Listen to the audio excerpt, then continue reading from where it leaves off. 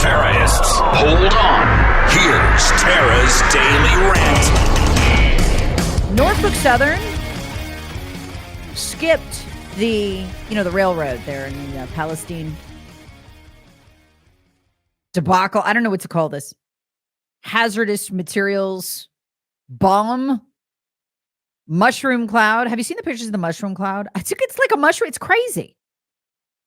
Norfolk Southern was supposed to join federal, state, and local officials at the Ohio town hall to talk about it. And at the last minute, they declined. They didn't show up to answer questions. They said it was because they feared for the safety of their employees. They were afraid they would be hurt if they showed up personally. This is how big this thing has got. You know what's interesting about this? Oh, a couple things. I'll tell you that one of the things that's interesting is they had some people on Fox News this morning from there and showed a picture of their backyard, how the train literally runs through the backyard and the cars are just parked there right now. And the woman was talking about how they show up not during the day, but at night. They're doing cleanup in the area. And how the people doing cleanup are wearing full-on face masks. And they are right there in her yard, practically. I mean, they are, a couple hundred feet from her house. And the people doing cleanup are in face masks while the state and the feds tell them, just go on breathing. It'll be fine. But don't shower except with bottled water. Holy cow.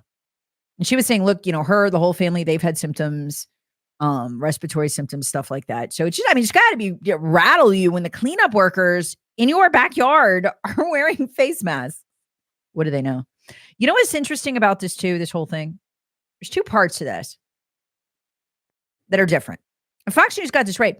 They've been talking about how there have been, in the last decade, 158 train derailments. Okay. So this whole idea of a train derailment is not an unprecedented or even really that unusual of an occurrence to happen. So it happens obviously more than once a year, right?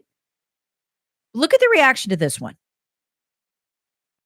And part of it was the local reporter being unceremoniously arrested for just asking simple questions. That was a lot of it. That's how we deal now in our society with people, who we used to take our First Amendment rights for granted. And now it's just, hey, arrest anyone, cancel them, wipe them out if they're asking questions we don't like. This is the new right? Can you imagine if this had been Trump in office? You would never hear the end of it. Never hear the end of it. But it's Biden, so it's all good. Terrorists want it. Hear the Tara Show weekday mornings on 106.3 WORD and the Odyssey app.